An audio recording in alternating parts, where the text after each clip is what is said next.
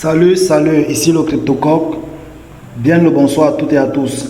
Aujourd'hui, nous allons découvrir, en tant que profane et novice, comment trader en ligne, la crypto-monnaie en général et le Bitcoin en particulier. Tout d'abord, ce que nous avons à faire, c'est de télécharger le logiciel Binance, qui est de loin le meilleur pour trader, la meilleure plateforme centralisée pour trader la crypto-monnaie en ligne. Il existe plusieurs, mais le Binance est le plus recommandé. Après avoir téléchargé le logiciel Binance, vous allez voir, vous l'ouvrez.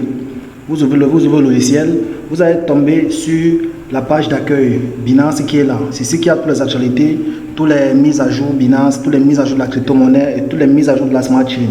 Vous entrez maintenant sur le marché. Sur le marché, vous allez voir différents offres de crypto-monnaie achetées. Nous avons par exemple l'USDT, BIDR. Bon, BIDR en bas, c'est une monnaie de cotation. Ce que vous allez faire à partir d'ici, c'est quoi? Vous changez la monnaie de cotation qui est très important. Vous enlevez le BIDR, vous venez ici là sur Fiat Marché, vous choisissez l'USDT.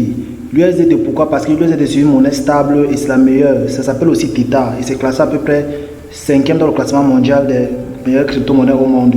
Son rôle c'est de rester stable, rester à la valeur de 1 $. Donc vous allez voir toutes les crypto-monnaies qui sont là comme monnaie de cotation, l'USDT. Après avoir choisi l'USDT comme monnaie de cotation, faites que vous choisissez maintenant la crypto-monnaie que vous voulez trader. Moi, par exemple, je vais prendre le Bitcoin aujourd'hui parce que c'est la plus connue. Vous allez directement entrer dans le marché du trading spot. Dès que vous entrez dans le marché du trading spot, ce que vous faites, c'est quoi? Nous avons ce volet où on place les ordres d'achat et les ordres de vente. Les ordres d'achat et les ordres de vente. Qu'est-ce qui se passe? On a le choix entre les ordres limites, les ordres du marché et les ordres stop. Et les ordres stop limite. Les ordres limites servent à quoi? À faire de vous un market maker. Market maker qui signifie c'est vous qui faites les prix. Donc c'est vous qui imposez le prix, c'est vous qui créez la liquidité dans le marché.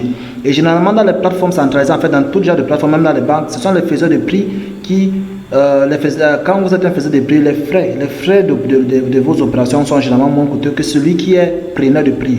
Un preneur de prix, c'est celui qui prend le prix du marché, le prix déjà établi. Actuellement, un Bitcoin vaut 61 769 $. Donc, si vous entrez dans le marché en prenant le market price, vous allez seulement taper le montant de BTC que vous êtes prêt à investir ici. Si vous avez peut-être 50 000 $ de Bitcoin dans votre compte, dans votre portefeuille, vous allez venir taper là au maximum 100%, vous allez appuyer sur acheter. Ça va valoir le nombre de BTC qu'il y a ici, ça va valoir la quantité ici. Vous utilisez le marché, le prix du marché. Donc vous êtes, on peut dire, celui qui suit la meute. Pourtant, ici, là, en tant que professionnel, vous imposez. Vous dites que je sais que le prix du Bitcoin va toucher tel montant. Par exemple, le prix du Bitcoin peut quitter de 61 849 $ à 55 000 $. Donc, j'ai écrit là, prix limite, j'ai écrit là, prix 51 000 $. J'entre dans le marché automatiquement à 51 000 $. Donc dès que le prix touche 51 000 $, je suis prêt à sacrifier 50% de mon portefeuille pour que dès que le prix arrive à 51 000 $, j'entre directement dans le marché pour qu'il y ait une autre remontée pour attraper les 61 766 $. Donc ça, c'est le même principe avec les ventes. Donc vous pouvez acheter avec le prix du marché, au prix du marché, vous pouvez fixer un prix que dès que vous pouvez vendre au prix du marché, vous pouvez fixer dès que la courbe va toucher. Bon, nous avons actuellement la plateforme, actuellement le logiciel dérange, donc on va aller sur le logiciel sur le site même, Binance, le site de Binance même. Donc nous avons ça, c'est la même interface. Donc ici là nous avons celle, donc l'achat. Vous allez voir, je fixe mon prix d'achat. Dès que par exemple un Bitcoin coûte 61 000 $, donc dès que le prix touche, disons 50 000 $,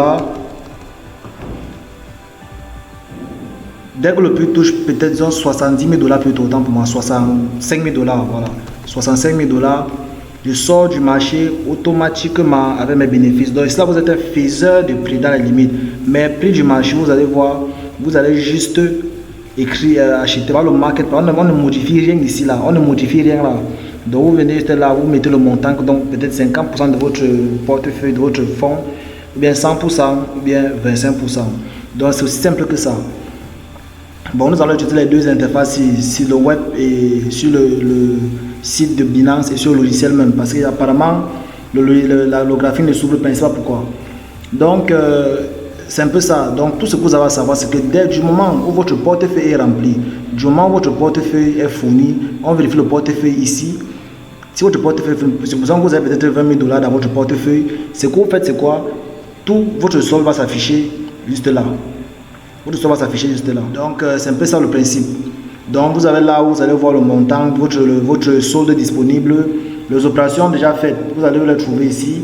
Vous allez voir l'ouverture de l'ordre ouvert, historique d'ordre, historique d'échange et fonds. Donc, il n'y a rien de compliqué là. Maintenant, pour connaître, vous pouvez maintenant changer. Voilà la liste des différents crypto-monnaies que vous pouvez trader. Ici, là, nous avons droit jusqu'à 6 seulement, jusqu'à 6. Parce que je n'ai pas jeté encore. Vu que le fiat c'est l'USDT. Vous allez voir tout se transforme en USDT comme monnaie de cotation. Nous allons peut-être ajouter par exemple Accro. Accro c'est une crypto-monnaie. Vous voyez, il n'y a plus de plus.